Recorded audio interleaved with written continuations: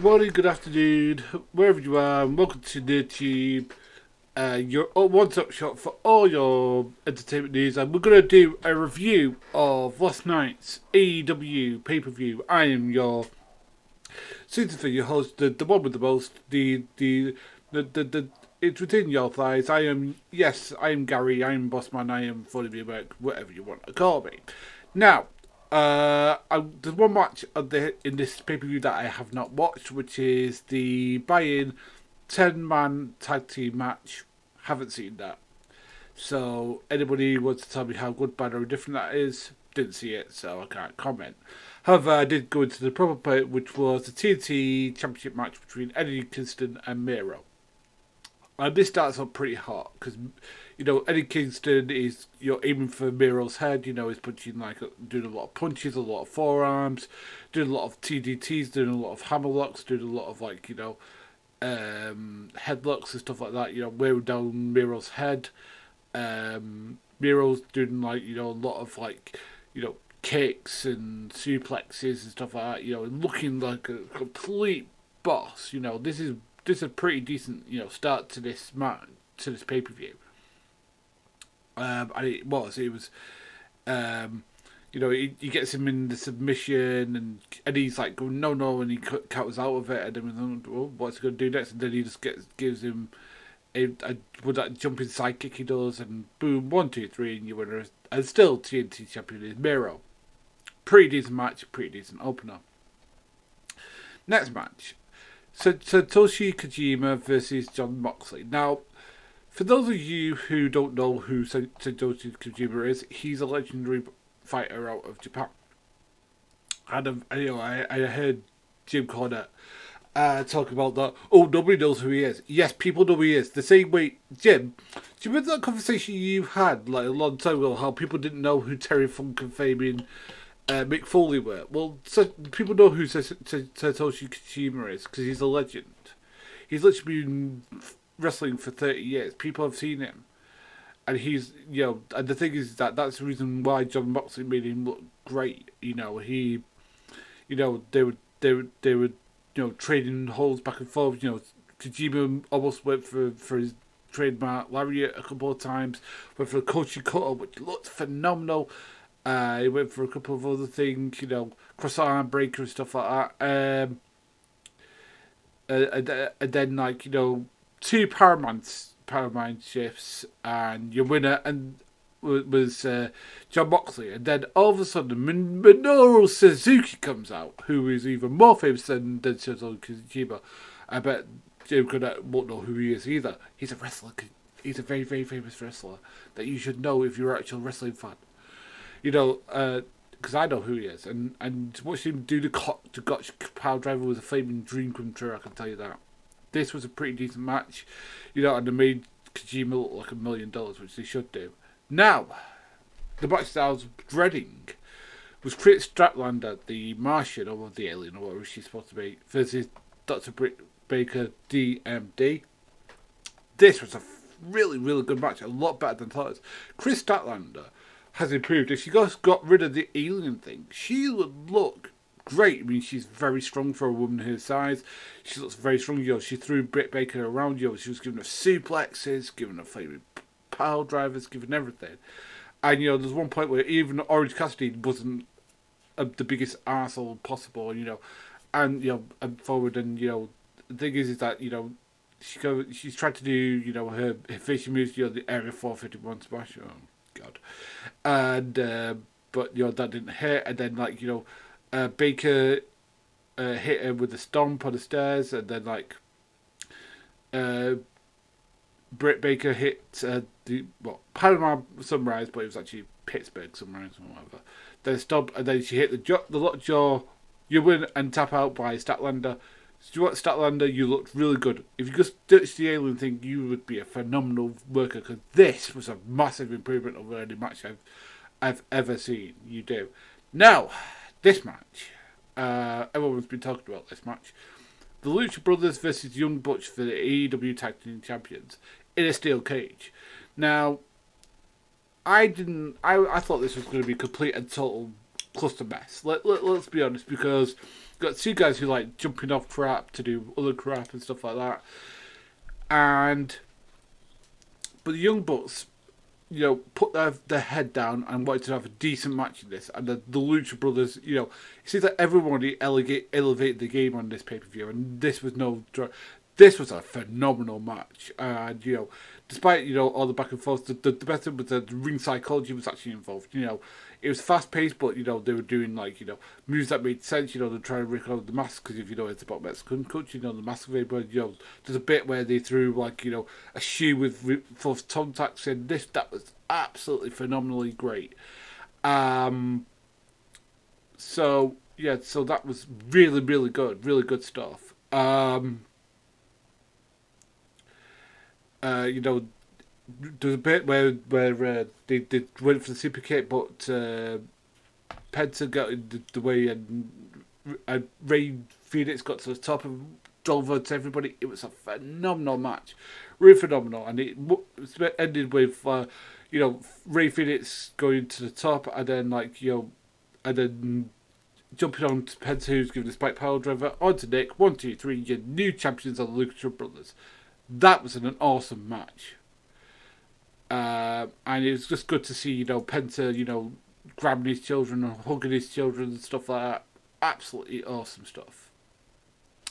Now, the match I was dreading, apart from the last one, was the AEW cash-in. Now, I'll be honest, I did fast forward through most of this because, I'm sorry, they've never got the pacing right with this and stuff like that. So, I just to the end somewhere, it was just 4 or 5, and then all of a sudden, the Joker comes in and it's Ruby Soho, and she looks phenomenal. She came over with a massive smile on her face, and everyone was chanting for her and screaming for her and stuff like that. And she must have felt like $1 million, and she looked like $1 million as well. She came out, she was hitting people with spinning kicks, and she hit Thunder Rosa with a Thunder kick, which I'm surprised they didn't. Not Thunder Rosa was legitimately goofy, but Thunder Rosa fell off the top. And your winner going on to face Britt Baker next week is Ruby Soho, which I'm looking forward to. The next bit, the final fight between MJF and Chris Jericho. MJF comes out, to the old Jericho, fight, the countdown finish, and he says if Jericho's firing match, and he comes out with, and that just shows you why MJF is the greatest heel in wrestling today. He can find a way just to piss everybody off, and that's what we need more of. We need somebody who could just piss everybody off, and he's one of them.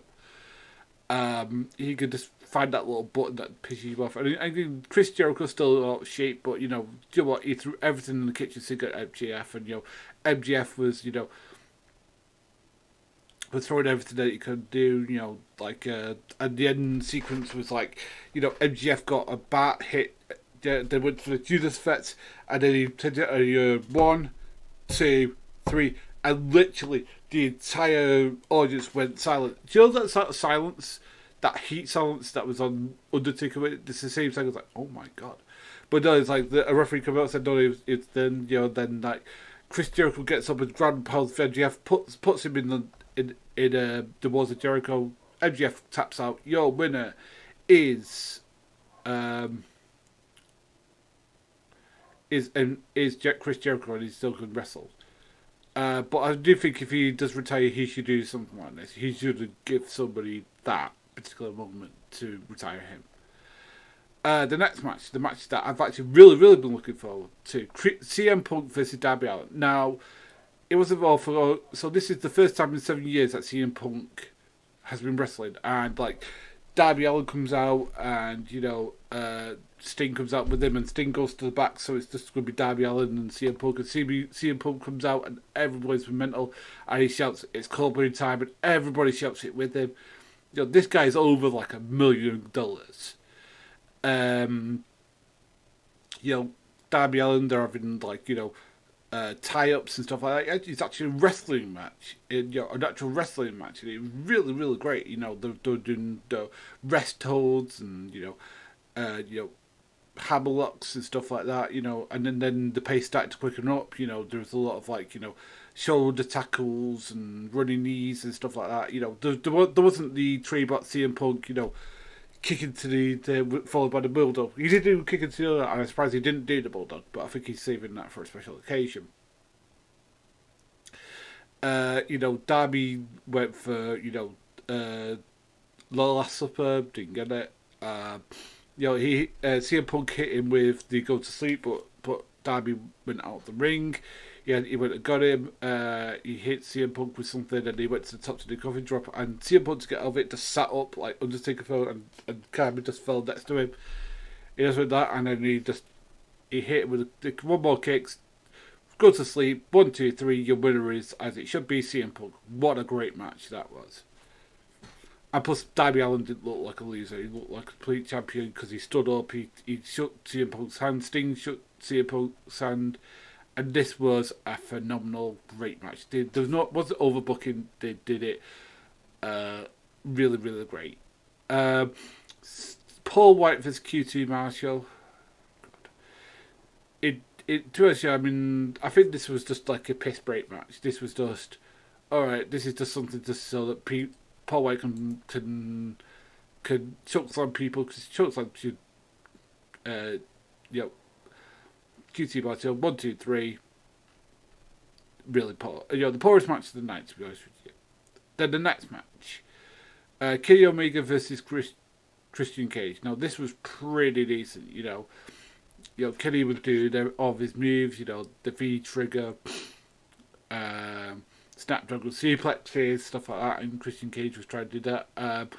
The end comes when they go all the way up to the top rope. He tries to do another. Christian tries to do the kill switch from the top, but Kenny stops it and then gets him on top for the one way wiggle. One goes to the 1, 2, 3, and your winner is Kenny Omega, where he puts the boots to Christian Cage, and so does the rest of the Elite. And then, the Jurassic Express comes out, and then it says, and then they beat them down. He says, "Oh, nobody can, nobody can beat me." And then when you can, he's either not here, is retired, or that they're already dead. And then all of a sudden, it goes black, and then all of a sudden, we hear some music, and it was flaming Adam Cole. Adam Cole is now all Elite. He was just going to him saying, "Adam Cole, baby," and people have said, "Oh, he wasn't a big star in WWE. Yeah, I wonder why that was. Vince McMahon. And because he's just too small, despite being a wonderful, great talent. So we all thought, and then he went into the leap after super kicking Jungle Book and says these are my best friends and stuff like that. So it's good to see him here. So I thought, that's going to be it. We're not going to have anyone else. And then as Omega's giving his last one where he's getting a goodbye and good night bang. In the middle of that, all you hear is Flight of the Valkyries, the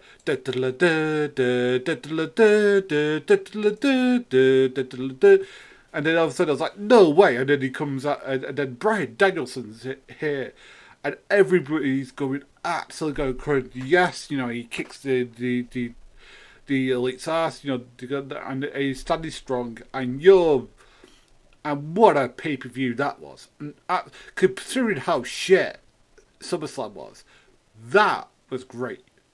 That is how you do a pay-per-view. The thing is that, I think the booking needs to improve. I think that the women's roster needs to improve, and I need the tag. But it's obvious that everybody who performed tonight brought their A game. And AEW need to do more of this. Bring your A game. Because if you do this, it won't matter who you get, or where they were from.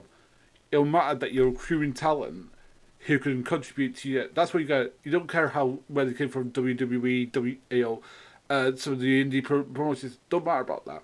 If they can contribute to your company and your company's success, and they can actually work and bring you money, that's what you should care about. Adam Cole is a money-making prospect that Vince McMahon didn't push on. Bryan Danielson, had money making that I don't see what the hell that, whatever. CM Punk, he doesn't move any needles and all this sort of stuff. Well, if Vince McMahon isn't now thinking about what the hell we're going to do, he's going to be. Because the thing is, he's either going to be in denial, which he probably is going to be, or he's going to look at this and say, I need to be better. Hopefully it's a lot. Because the thing is, I don't want WWE to go out of business or not succeed. I don't. I want them to succeed because, the better the wrestling product is, the better product that we get to watch. I mean, because the thing is, if AEW is successful, then WWE is successful. If WWE is successful, AEW is successful. And that isn't that more we want. We want more eyes on the product so people can make money, so people can, get fame and people can get good matches, because this could be a legitimate entertainment stream for people. And I think this is great. It is really great. Anyway, I hope you enjoyed that, and I will see you again soon. That was your review for All Elite. Remember to like, subscribe, and follow us. We're the greatest